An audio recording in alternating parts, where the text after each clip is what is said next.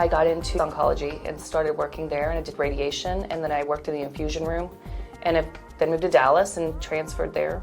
Had my kids, so I was only working part-time, but I was always going back to working in the infusion room, where I would just sit in front of people and help them through the biggest, scariest thing of their life. Right?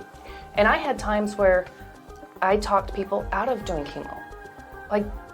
Because the healthcare system, even then I knew it wasn't right. And they would treat and treat and treat and treat and treat until they died.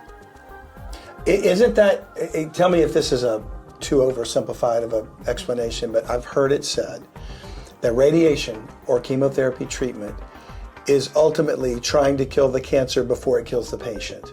Is that a fair assessment, or is that way too oversimplified?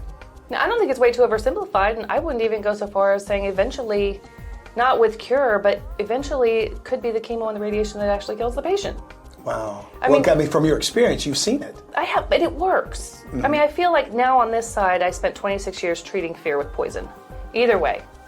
But the problem, with, because it's all about a fear of death. Our entire medical system is about fearing dying, right? When you say the entire medical system is about fear of dying, that's what we're treating. Is it based on that, and our fears are taken advantage of? Is that kind of what you mean? I think so. Okay. The way the allopathic system is, we're treating disease. You're not treating for wellness. You don't have people coming in saying, I want to do my best. I want to feel my very best. Yeah. You have people coming in because they're sick. Yeah. And then we give them a pill. So you said a word that I bet a lot of our listeners may or may not know, allopathic. Explains what that means. That's Western medicine. It's what you expect. It's what we've been told by our parents, and I think it started with my parents' generation. Trust the doctor, the white coat, right? Yeah, I grew up that way. But and it's a different language. I remember my first told part of nursing school, and even biology, we did flashcards with all the terms. It's all Latin-based. Yeah. PRN means as needed, but it's all to keep, it's almost like the Catholic Church, right? We keep people not in the know because we're the experts. Oh, I never drew that connection. Oh, it's terrifying. You're right, the Bible was kept in words. Latin all those years until the Reformation, but medicine is still in Latin. Still in Latin. And Greek, right? Some Greek?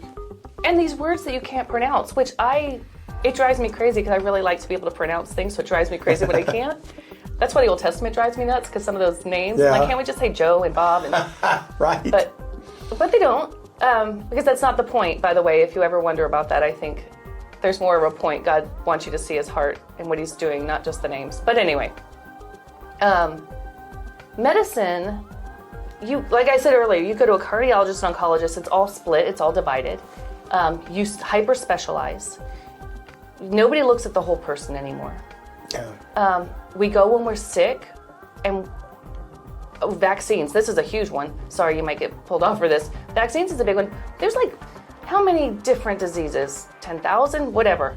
We have 50 different vaccines maybe, and those are the ones we're afraid of. You're afraid of polio, you're afraid of measles, mumps, rubella, you're afraid of chickenpox. Those are the ones they make you afraid of. Meningitis. Your kid can't go to college unless they have a meningitis vaccine, right? Yeah. But we don't have an HIV vaccine. I guess we are kind of afraid of that, but we're not afraid of things we're not vaccinated for. Why is that? That's a good point.